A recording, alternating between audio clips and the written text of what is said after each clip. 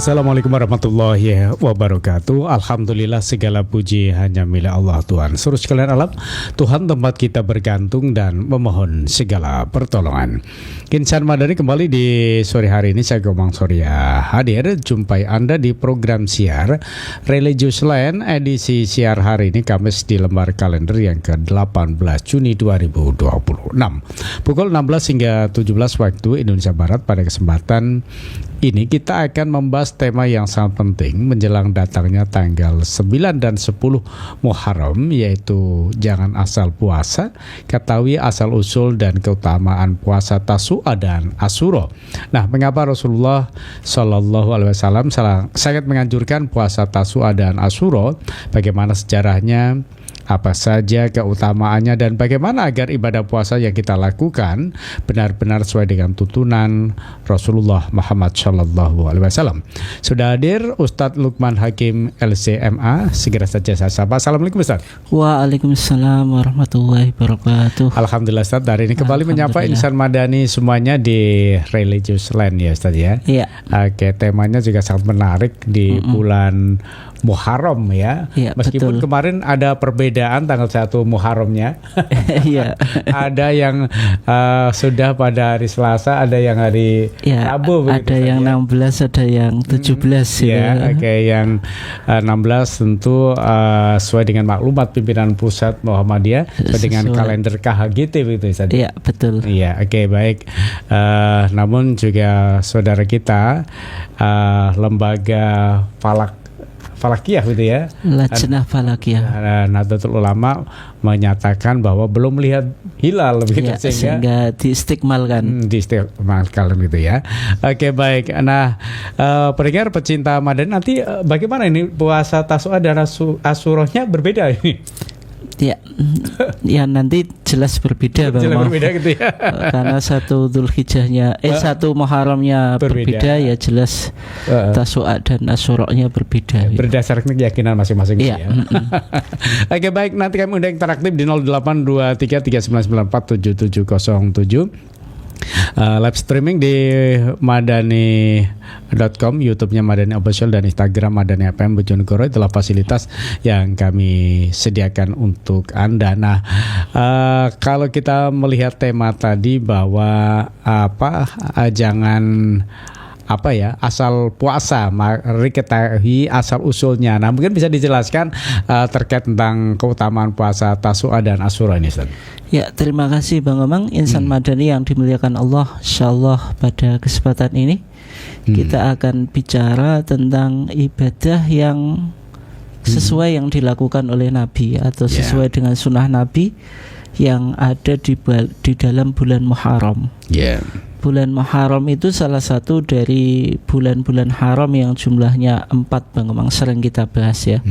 Dalam surah At-Taubah Allah berfirman, Inna iddatas syuhuri indallahi 12 syahron.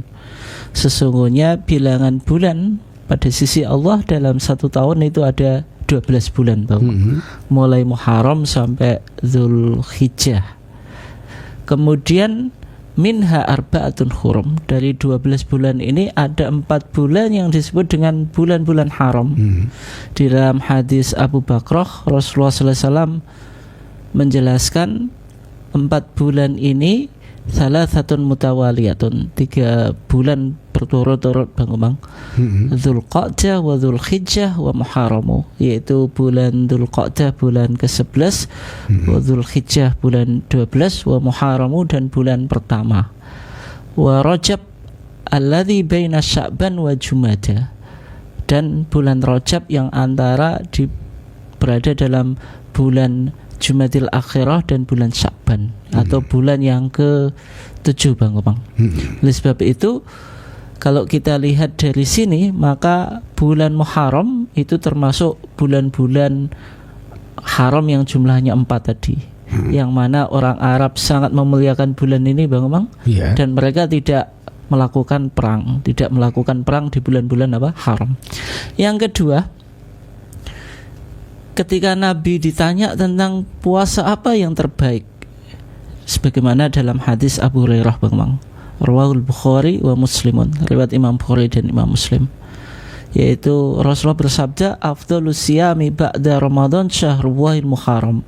Sebaik-baik puasa setelah bulan Ramadan itu syahrullah, bulan yang berada di bulannya Allah gitu. Oleh sebab itu Muharram itu sangat mulia karena disebut syahrullah. Hanya bulan Muharram saja yang disebut syahrullah, Bang Mang. Ya, kalau ada sesuatu disandarkan kepada Allah, itu maknanya litasyrif, untuk memuliakan. Ya, contohnya sebagaimana ketika Nabi diisrakan dari Masjidil Haram ke Masjidil Aqsa. Subhanalladzi asra bi abdihi lailam minal masjidil harami ilal masjidil aqsa.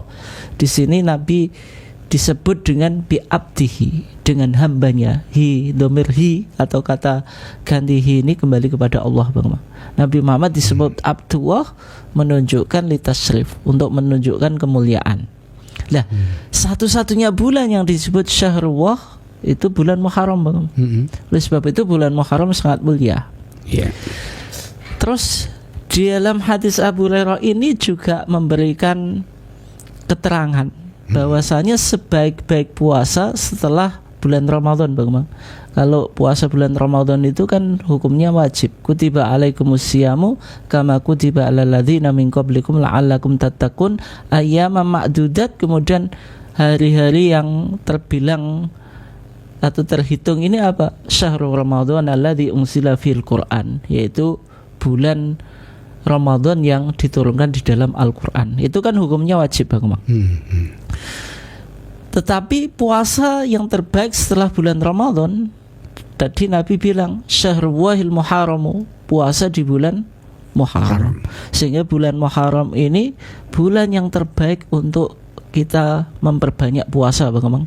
Di dalam Fathul Muin dikatakan afdhalus syuhuri lisawm ba'da Ramadan asyhuru al-hurum. Sebaik-baik puasa, sebaik-baik bulan untuk berpuasa setelah bulan Ramadan adalah bulan-bulan haram. Wa afdhaluhal muharramu, yang terbaik di bulan Muharram, Bang.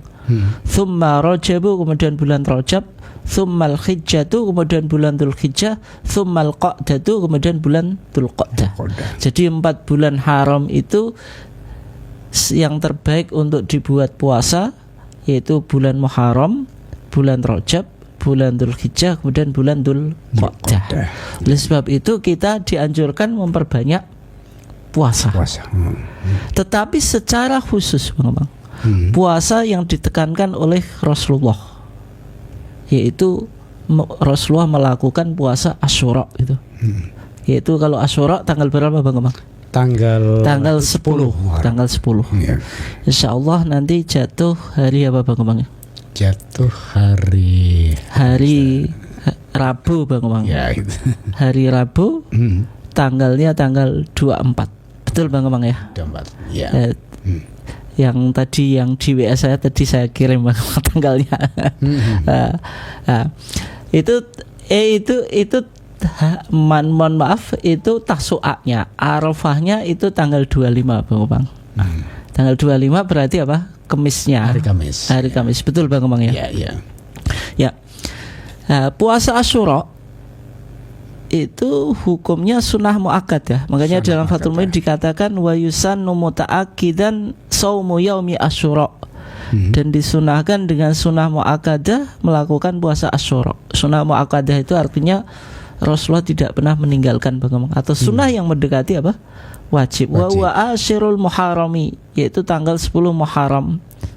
Li'annahu yukaffiru as-sana al-madiyah kama fi muslimin. Karena puasa Asyura itu menghapus dosa 1 tahun, yaitu tahun yang telah lalu, sebagaimana dalam hadis riwayat Imam Muslim. Kalau kita lihat dalam kitab Bulughul Maram yang ditulis oleh Al-Hafidz Ibnu Hajar Asqalani, Bang. Di sana ada hadis rawahu Muslimun, riwayat Imam Muslim, dalam babu shaumi tatawwu, puasa sunnah, bab tentang puasa sunnah. Hadis dari Abu Qatadah Al-Ansori, ketika Rasulullah SAW su'ila an siyami yaumi Asyura, ketika Rasulullah ditanya tentang puasa hari Asyura, Bang. Faqal, maka Rasulullah menjawab yukaffiru as-sanah al-madiyah. Puasa Asyura itu menghapus tahun yang telah lalu. Berarti 1 tahun, Bang. Kalau Arafah itu 2 2 tahun.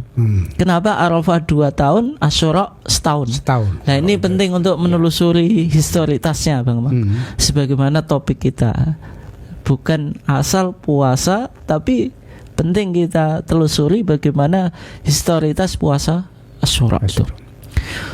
Puasa Asyura itu termasuk syar'u man qablana Bang Mang. Ada istilah apa? Syar'u man qablana. Syariat umat-umat yang terdahulu. Artinya sudah dilakukan oleh nabi-nabi sebelum Nabi Muhammad ya. Secara khusus yaitu Nabi Musa. Nabi Musa itu nabinya bangsa apa Bang Mang?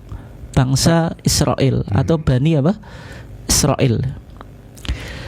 Maka ketika Nabi Muhammad datang ke kota Madinah, sebagaimana hadis Ibnu Abbas Bang Mang, lamma qadiba an-nabiy sallallahu alaihi wasallam al-Madinah.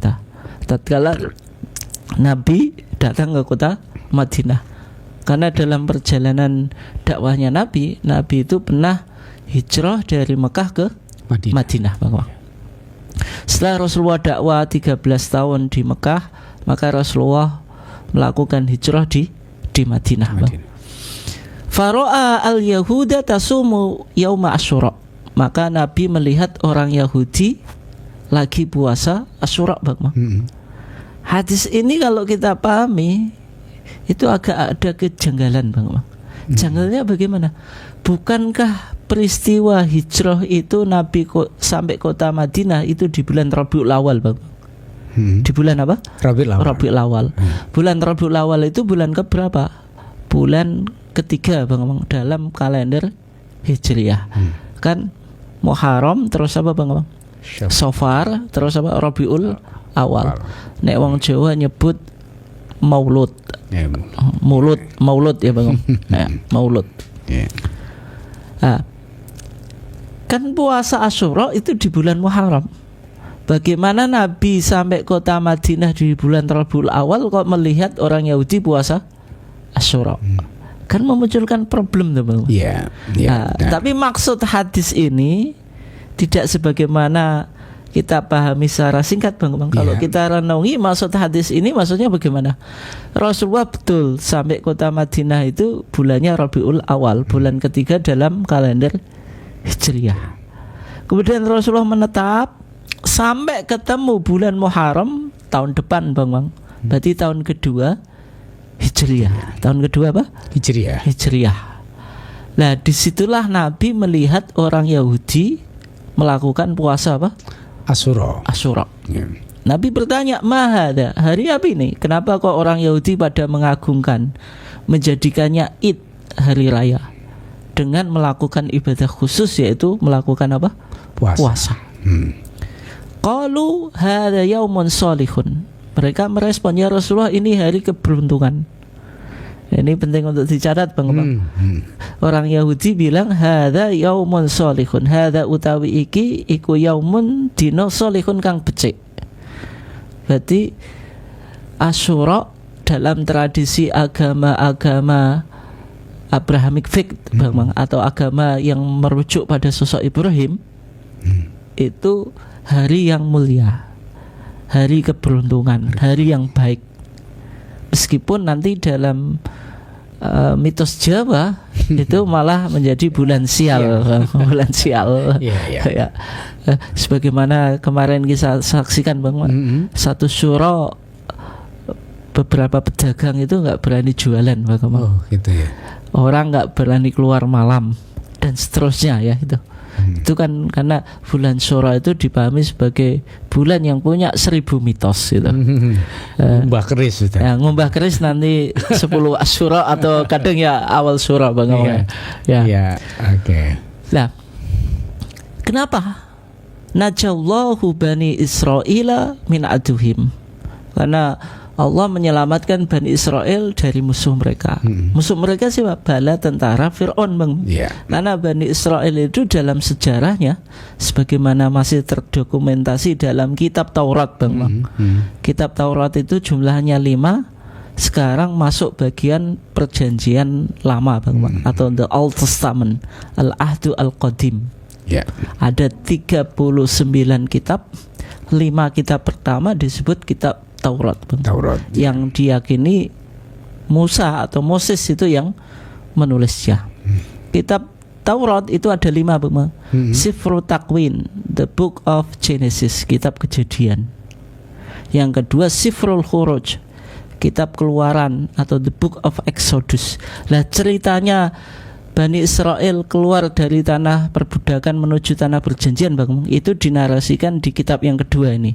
Namanya buku Keluaran. Keluaran itu maksudnya cerita tentang keluarnya Bani Israel dari tanah perbudakan menuju tanah perjanjian. Tanah perbudakan itu mana? Mesir. Tanah perjanjian Palestina. Kemudian Sifrul Lawiyin, yaitu the Book of Leviticus atau kitab Imamat. Terus Sifrul Adad, the Book of Number atau kitab bilangan.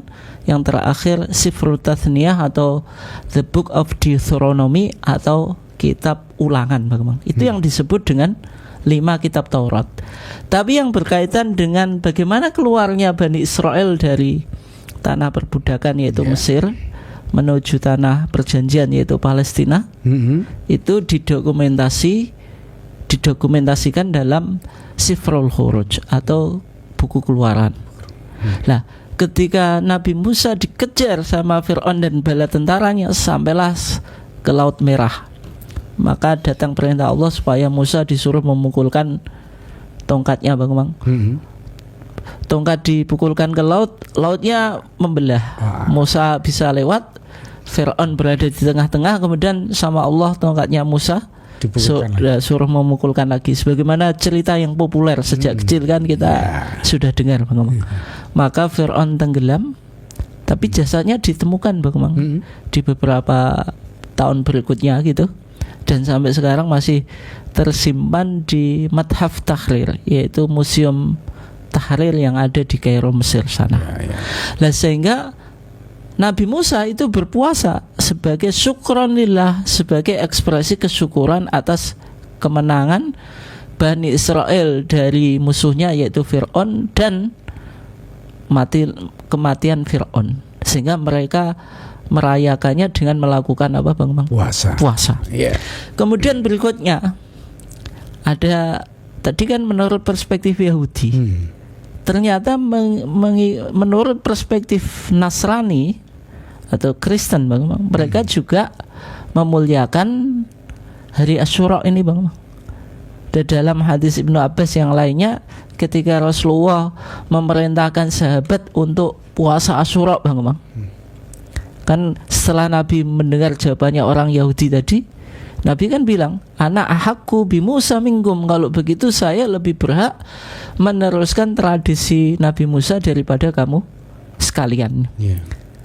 Sehingga Nabi Muhammad melakukan puasa Asyura dan memerintahkan sahabatnya untuk berpuasa. Maka ketika itu sahabatnya bilang, ya Rasulullah, innahu yaumun tu'adzimuhul yahudu wan nasara. Ya Rasulullah, ini hari yang diagungkan oleh orang Yahudi dan Nasrani. Oleh sebab itu orang Nasrani juga mengagungkan apa, Bang? Puasa apa? Asyura atau hari Asyura tadi. Kemudian di masa jahiliyah, maka syariat-syariat yang atau tradisi-tradisi yang tidak bertentangan dengan paganisme, Bang, itu dilakukan oleh Nabi, sehingga orang jahiliyah juga melakukan puasa apa? Asyura. Nah, ketika Nabi mendakwahkan tauhid, dakwahnya berhasil di Madinah tahun kedua Hijriah. Tadi kan kita simpulkan, Bang. Nabi juga melakukan puasa Asyura. Sehingga puasa Asyura itu diwajibkan tahun 2 Hijriah, Bang. Bahkan dulu hukumnya wajib. Apa? Wajib.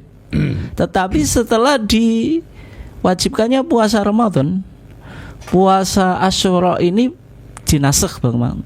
Nasakh itu apa? Dihapus. Rafu hukmin syar'iyyin bidalilin syar'iyyin mutaakhirin, yaitu menghapus dalil syara' dengan dalil syara' tapi yang datang belakangan. Yang dalil yang awal itu disebut mansukh, yang dihapus, Bang. Yang baru itu nasikh, yang menghapus. Kayak undang-undang itu kan ada amandemen, Bang Komang. Di amandemen. Ya, itu. Artinya syariatnya Nabi Muhammad itu bisa menasakh, bisa menghapus syariat nabi-nabi sebelumnya, bisa mengakomodir, tapi keunggulan syariat kita apa, Bang? Tidak mungkin dinasakh oleh syariat-syariat berikutnya. Kenapa? Nabi sudah terakhir. Karena Nabi Muhammad itu kan Nabi terakhir. Fahuwa khitamu rusli bittifaqi wa afdalul khalqi alal itlaqi. Karena Nabi Muhammad itu penutup Rasul sebagaimana kesepakatan para ulama, dan berdasarkan Quran dan hadis, siapa yang mengingkarinya kan kafir, Bang Komang. Ya. Sehingga keistimewaan agama Islam itu tidak bisa dinasakh gitu. Tapi bisa menasakh syariat-syariat sebelumnya, atau bisa mengakomodir juga. Nah, puasa Asyura dinasakh, yang dulu wajib menjadi apa, Bang Komang? Sunnah itu. Hukumnya bukan berarti hilang, tetap cumanya status hukumnya dari statusnya wajib menjadi apa? Sunnah. Ketika Allah Subhanahu wa taala memfardukan puasa apa? Ramadan. Kutiba alaikumusyamu kama kutiba alal ladzina min qablikum. Itu, Bang Komang. Oleh sebab itu puasa Asyura itu sudah memiliki akar tradisi di dalam sejarah umat-umat sebelum umat Islam, umat Yahudi, umat Nasrani di masa jahiliyah pun, kemudian di dalam syariat Nabi Muhammad juga masih disyariatkan, Bang. Cumanya statusnya tadi dari wajib menjadi apa, Bang? Sunnah. Oke, baik Insan Madani dimanapun Anda, nanti kita akan lanjutkan, dan kami undang interaktif di 0823 3994 7707 setelah break, dan nikmati pesan-pesan berikut ini.